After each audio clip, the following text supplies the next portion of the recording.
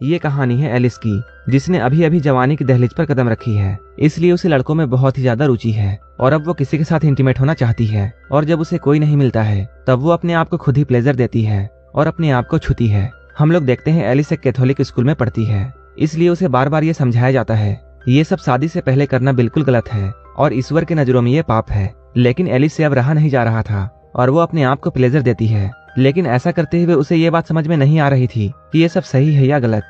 Hello दोस्तों, स्वागत है हमारे नए वीडियो में। आज की वीडियो में हम लोग एक रोमांटिक ड्रामा मूवी का एक्सप्लेन करने वाले हैं और इस मूवी का नाम है यस गॉड यस। कहानी की शुरुआत में हम लोग एलिस को हाई स्कूल में देखते हैं। तभी हम लोगों को ये बताया जाता है ये कैथोलिक हाई स्कूल अपने रूल्स के लिए बहुत स्ट्रिक्ट है और यहाँ छोटी छोटी गलतियों के लिए पनिशमेंट दी जाती है। जैसे अगर कोई लड़का बेल्ट नहीं लगाता है तब उसे पनिशमेंट दी जाती है और स्कूल वाले हमेशा लड़कियों की स्कर्ट को नापते हैं, कहीं उनकी स्कर्ट ज्यादा छोटी तो नहीं है, ताकि लड़कियां छोटी स्कर्ट ना पहने। अगर कोई लड़की छोटी स्कर्ट पहनती है तब भी उसे पनिशमेंट दी जाती है। हे मूवी के चाहने वालों, हम आपके लिए लेकर आए हैं एक धमाका ऑफर।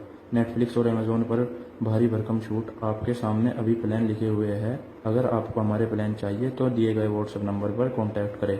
नेटफ्लिक्स और अमेजोन जैसे किसी भी प्लेटफॉर्म के लिए संपर्क करें। आती है। इसके बाद हम लोग क्लासरूम में देखते हैं, यहाँ एक टीचर स्टूडेंट को पढ़ा रहे होते हैं और इनका नाम है फादर मर्फी। वो इन सभी को सेक्सुअलिटी के बारे में पढ़ा रहे होते हैं। यहाँ वो इन लोगों को समझाते हैं किसी भी लड़का या लड़की को इंटीमेट तभी होना चाहिए जब उन लोगों की शादी हो जाए और उसे सिर्फ अपने पार्टनर के साथ ही इंटीमेट होना चाहिए। और अगर वो अपने पार्टनर के अलावा किसी के साथ भी इंटीमेट होगा तब उसे ईश्वर की नजरों में पाप माना जाएगा। जो भी ऐसा करता है उसे गॉड पनिशमेंट देगा, क्योंकि ऊपर वाला हमें हर वक्त देखता है। इसलिए हम लोगों को ईश्वर के खिलाफ कभी भी नहीं जाना चाहिए। क्लास खत्म होने के बाद एलिस अपने क्लास से बाहर आती है। उसी वक्त उसकी फ्रेंड उससे मिलती है। उसकी बेस्ट फ्रेंड का नाम लौरा था। लौरा उससे बोलती है मैं यहाँ के नियमों से परेशान हो चुकी हूँ। लौरा को ऐसा लगता था इंटीमेट होना पाप नहीं है, इसलिए उसे ये सारे नियम बेकार लगते थे। इसके बाद लौरा एलिस से ये बोलती है क्या मास्टरबेट करना भी पाप है? तब एलिस कहती है नहीं। लौरा कहती है हम सबको ये पता है कि हम सभी ऐसा करते हैं। एलिस लौरा से बोलती है क्या टाइटैनिक का वो सीन को भी देखना पाप है जिसमें हीरो और हीरोइन इंटीमेट हो रहे थे? लौरा कहती है यहाँ के नियम से वो भी पाप है। कुछ देर के बाद एलिस अपने घर जाती है। यहाँ हम देखते हैं एलिस अपने घर में अकेली होती है, क्योंकि एलिस अपने माँ बाप की इकलौती बेटी थी और उसके भाई या बहन नहीं थे और उसके माता पिता हमेशा काम में बिजी होते थे। जब एलिस अपने घर में बोर हो रही होती है तब वो अपने कंप्यूटर में किसी से चैट करती है। चैट करने के दौरान उसे एक रैंडम आदमी से मैसेज आता है जिसमें वो आदमी और उसकी वाइफ इंटीमेट हो रहे थे और दोनों ही उस पिक्चर में नंगे होते हैं। एलिस जब इस फोटो को देखती है तब वो बहुत चौंक जाती है। वो जल्दी से अपनी नजरें इस तस्वीर से हटा लेती है, लेकिन थोड़ी ही देर बाद वो फिर से उस पिक्चर को देखती है। तभी वो आदमी एलिस को मैसेज करता है और उसे उसके बारे में पूछता है कि वो कौन है और कहाँ से है। एलिस यहाँ उसे अपना गलत नाम बताती है। वो आदमी एलिस से बातें करना चाहता था। इसके बाद वो आदमी इससे पूछता है क्या तुम्हारे पास तुम्हारी कोई तस्वीर है? एलिस अपने दोस्त की एक तस्वीर उसे भेज देती है। इसके बाद इन दोनों के बीच में बहुत सारी बातें होती हैं। बातें करते हुए दोनों के बीच में उस टाइप की बातें होने लगती है और धीरे धीरे एलिस गर्म हो जाती है। इसके बाद वो अपने स्कर्ट में हाथ डालती है। वो ऐसा कर ही रही होती है तभी उसे ऐसा लगता है जैसे उसके माता पिता घर वापस आ गए हैं, इसलिए वो जल्दी से अपने कंप्यूटर को बंद कर देती है। इसके बाद हम लोग एलिस को उसके स्कूल में देखते हैं। एलिस अपने दोस्त से बातें कर रही होती है। तभी वहाँ पर एक लड़की आती है और इस लड़की का नाम है बेथ। बेथ एलिस से बोलती है आजकल तुम बहुत सारे कांड कर रही हो और तुमने लौरा के पार्टी में तो कमाल कर दिया। लेकिन एलिस को उसकी बातें समझ में नहीं आती है और वो सोचती है ये लोग क्या बातें कर रहे हैं। तभी लौरा बेथ से पूछती है तुम मेरे पार्टी में क्यों नहीं आई? तब बेथ कहती है मैं एक ट्रिप पर गई थी और उस ट्रिप ने मेरी जिंदगी बदल दी। इन दोनों से ऐसा कहने के बाद वो यहाँ से चली जाती है। कुछ देर के बाद एलिस यहाँ चॉकलेट खा रही होती है, लेकिन उसका चॉकलेट खाने का अंदाज काफी अलग था और वो उसे चाट चाट कर खा रही थी। एलिस को ऐसा करता हुआ देखकर वहाँ बैठे लड़के हंसने लगते हैं। उसे उन लड़कों का हंसना अच्छा नहीं लगता है और वो यहाँ से उठकर चली जाती है। तभी एलिस के सामने वही लड़की आती है जिसकी तस्वीर उसने एक आदमी को इंटरनेट पर भेजी थी। वो लड़की यहाँ आकर उस पर बहुत गुस्सा होती है और वो एलिस से कहती है तुम बहुत ही बुरी लड़की हो। एलिस को उसकी बातें समझ में नहीं आती है। कुछ देर के बाद एलिस अपने एक टीचर से मिलती है। वो एलिस को समझाती है तुम अपने बॉडी के साथ ऐसा नहीं कर सकती हो, क्योंकि ये सब ईश्वर की देन है। तभी एलिस समझ जाती है कि पूरे कॉलेज में ये बात फैल चुकी है कि एलिस मास्टरबेट करती है और अब एलिस फादर मर्फी के पास जाती है और वो उन्हें अपनी पूरी बात बताती है। फादर मर्फी उससे बोलते हैं ये सब गलत है और वो उसे इसका उपाय बताते हैं। वो उससे कहते हैं तुम्हें ईश्वर के पास जाकर उससे माफी मांगनी चाहिए। तुम चर्च में जाकर 20 बार प्रे करो। एलिस ऐसा ही करती है। वो यहाँ प्रे करके गॉड से माफी मांगती है और वो सोचती है उसका दिमाग बहुत भटक चुका है, इसलिए वो कॉलेज के ट्रिप पर जाएगी जहाँ बेथ गई थी। वहाँ उसे ईश्वर के बारे में और भी जानने को मिलेगा, इसलिए वो इस ट्रिप पर निकल जाती है। तभी हम लोग इस ट्रिप पर लौरा को देखते हैं। लेकिन लॉरा यहाँ अपने माइंड को शांत करने नहीं बल्कि एक लड़के को पटाने के लिए आई थी। वो लड़का लॉरा का सीनियर है और लॉरा बार बार उसे ही देखती है। फाइनली ये लोग उस जगह पर पहुंच जाते हैं जहाँ इन लोगों को रुकनी थी। सारे लोग कैंप के अंदर जाने लगते हैं। तभी यहाँ पर कैंप से कुछ बच्चे आते हैं जो कि पहले से यहाँ थे और उन्हें ग्रुप लीडर बनाया जाएगा। यहाँ पर हम लोग एक लड़के को देखते हैं जिसका नाम क्रिस है। एलिस जब क्रिस को देखती है, एलिस को उससे प्यार हो जाता है। कुछ देर के बाद ये लोग कैंप के अंदर जाते हैं। अंदर जाने के बाद एलिस की मुलाकात नीना से होती है जो कि यहाँ की इंचार्ज है। नीना एलिस से ये बोलती है, तुम अपना फोन हमें दे दो क्योंकि तुम 4 दिनों तक यहाँ रुकने वाली हो और यहाँ फोन अलाउड नहीं है। ये लोग फोन इसलिए लेते हैं ताकि यहाँ आने वालों का ध्यान सिर्फ ईश्वर पर हो। इसलिए वो कहती है, तुम्हारे पास फोन, घड़ी और ऐसी जो भी चीजें हैं तुम हमें दे दो। तभी एलिस उससे बोलती है, मेरे पास फोन नहीं है, और वो ऐसा कहते हुए फोन को छुपा लेती है और सिर्फ अपने घड़ी को देती है। यहाँ इन सारे बच्चों को अलग अलग ग्रुप में बांट दिया जाता है। एलिस के ग्रुप का इंचार्ज क्रिस था। वो इस बात से बहुत खुश होती है। कुछ देर के बाद फादर मर्फी यहाँ आते हैं। वो सबसे कहते हैं, अगले 4 दिनों तक तुम्हें अपने आप को देखना है। यहाँ तुम लोग अपनी जिंदगी के उतार चढ़ाव को महसूस करोगे और ये सब तुम्हारे फ्यूचर के लिए बहुत हेल्पफुल रहेगा क्योंकि ईश्वर ये चाहता है तुम अपनी जिंदगी पर ध्यान दो, इसलिए उसने तुम लोगों को यहाँ आने के लिए चुना है। यहाँ फादर मर्फी सभी लोगों को एक पेपर देता है जिसमें अलग अलग तरह के मोड्स लिखे हुए थे। फादर मर्फी इन लोगों से कहते हैं, तुम लोग अपने अपने मोड्स को चुनो जिसे तुम लोगों ने हाल ही में महसूस किया है। इसके बाद सारे लोग टिक मार्क करने लगते हैं। जब एलिस अपना टिक मार्क कर रही होती है तब वो टर्न ऑन को भी चुन लेती है क्योंकि थोड़े दिन पहले ही उसने ऐसा महसूस किया था और वो किसी के साथ इंटीमेट होना चाहती थी। लेकिन जल्द ही एलिस को ऐसा लगता है अगर इसके बारे में सभी को पता चला तब फिर से उसे डांटा जाएगा, इसलिए वो पहले उस सर्कल को मिटाने लगती है। लेकिन जब वो सर्कल नहीं मिटता है तब वो उसे काट देती है। इसके बाद वो पेपर सबमिट कर देती है। तभी नीना सबके सामने अपना कन्फेशन करने के लिए आती है और वो कहती है, थोड़े समय पहले मुझे ऐसा लगता था जैसे मेरे माता पिता मुझे प्यार नहीं करते हैं और वो सिर्फ मेरी छोटी बहन से प्यार करते हैं क्योंकि वो हर चीज में मुझसे बेहतर है। लेकिन यहाँ आने के बाद मुझे ऐसा महसूस हुआ जैसे मेरे माता पिता मुझे भी प्यार करते हैं, इसलिए मुझे ऐसा लगता है जैसे इस जगह में कुछ न कुछ शक्तियाँ हैं। एलिस को उसकी बातें बहुत अच्छी लगती हैं। तभी हम लोग रात में एलिस को देखते हैं जो कि अपने मोबाइल पर गेम खेल रही थी। तभी उसे एहसास होता है कि उसे अपने फोन को साइलेंट कर देना चाहिए। इसके बाद वो अपने फोन को साइलेंट कर देती है। तभी उसका फोन वाइब्रेट होने लगता है। वो जैसे ही इस वाइब्रेशन को महसूस करती है, इसके बाद वो अपने मोबाइल के वाइब्रेशन से ही अपने आप को प्लेजर देने लगती है। लेकिन थोड़ी देर ऐसा करने के बाद उसे ऐसा एहसास होता है कि इस कमरे में क्रॉस लगा हुआ है और क्रॉस के सामने ऐसा करना गलत है। इसके बाद वो रुक जाती है। अगले दिन हम लोग सभी लोगों को जंगल में देखते हैं। ये सारे लोग ट्रैकिंग करने के लिए गए थे। यहाँ एलिस जानबूझकर अपने आप को घायल कर लेती है ताकि इनके ग्रुप का लीडर जो कि क्रिस है वो इसके पास आ जाए। ऐसा ही होता है और क्रिस उसके पास आता है। एलिस नहीं चल पा रही थी, इसलिए क्रिस उसे उठा लेता है और वो उसे लेकर जाने लगता है। ये देखकर एलिस बहुत खुश होती है। इसके बाद वो क्रिस के साथ कैबिन में जाती है। क्रिस उसका बहुत ही अच्छे से ख्याल करता है। तभी यहाँ नीना आती है और वो एलिस से कहती है, सभी को ग्रुप फोटो के लिए बाहर जाना है। इन दोनों की बातें चल ही रही होती हैं। तभी नीना एलिस के फोन के वाइब्रेशन को सुनती है। जब वो ड्रॉवर को खोलती है तब उसे वहाँ एलिस का फोन मिलता है। ये देखकर वो एलिस पर बहुत गुस्सा होती है और वो उससे कहती है, तुमने मुझसे झूठ बोला। बाहर इन लोगों का ग्रुप फोटो होता है। यहाँ फादर मर्फी एलिस को डांटते हैं और वो कहते हैं, तुमने फिर से हम लोगों से झूठ बोला और तुमने यहाँ के नियमों को तोड़ा है, इसलिए तुम्हें सजा मिलेगी और तुम्हारी पनिशमेंट ये है कि तुम इस पूरे जगह की सफाई करोगी। इसके बाद एलिस यहाँ की सफाई करने लगती है। जब वो सफाई करते हुए फादर के कमरे में पहुंचती है तब उसे वहाँ एक कंप्यूटर दिखाई देता है। वो देखती है यहाँ आसपास कोई नहीं है। इसके बाद वो उस कंप्यूटर को ऑन करके वहाँ चैटिंग करने लगती है। यहाँ वो बात करते हुए एक लड़के से इंटीमेट होने के बारे में पूछती है।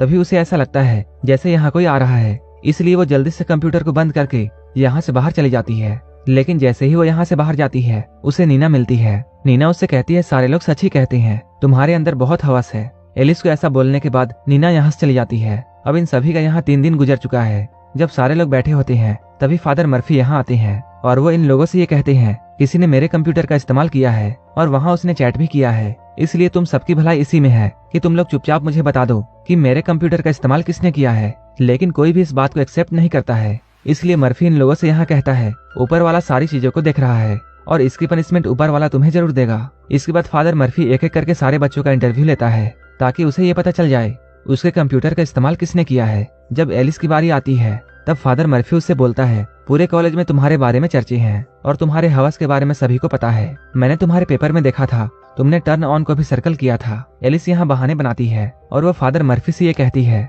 मेरे बारे में कॉलेज में बहुत सी अफवाहें फैलाई गई हैं और मुझे ये पता है ये सब मेरे दोस्तों ने ही किया है, इसलिए आपको उन बातों में ध्यान नहीं देना चाहिए क्योंकि मैं एक अच्छी लड़की हूँ। फादर मर्फी से बात करने के बाद वो यहाँ से निकल जाती है। कुछ देर के बाद वो सफाई करते हुए अपने क्लासमेट से मिलती है, जिसने उसके बारे में सारी अफवाहों को फैलाया था। और वो उस लड़के से ये बोलती है, तुम्हें हमारे कॉलेज में सबको ये बताना पड़ेगा, हमारे बीच में कुछ नहीं है और जो भी कुछ है वो सिर्फ अफवाह है। तब वो लड़का एलिस से कहता है, मुझे इन सब के बारे में कुछ भी नहीं पता है। तभी वहाँ पर फादर मर्फी आ जाते हैं और वो उस लड़के को लेकर यहाँ से चले जाते हैं। इसके बाद एलिस साफ सफाई में लग जाती है। तभी एलिस खिड़की से यह देखती है, नीना एक लड़के को किस कर रही है और किस करने के बाद वो दोनों इंटीमेट भी होते हैं। इस चीज को देखने के बाद एलिस बहुत चौंक जाती है। उसके हाथ में सफाई करने वाला झाड़ू होता है। इसके बाद वो उस झाड़ू से ही अपने आप को प्लेजर देने लगती है। अपने आप को चरम सुख देने के बाद वो लौरा के पास जाती है और वो उसे पूरी बात बताती है कि नीना क्या कर रही थी। लेकिन लौरा उसकी बातों में विश्वास नहीं करती है। लौरा उसे बोलती है, तुम्हारे दिमाग में सिर्फ यही सब चलता रहता है,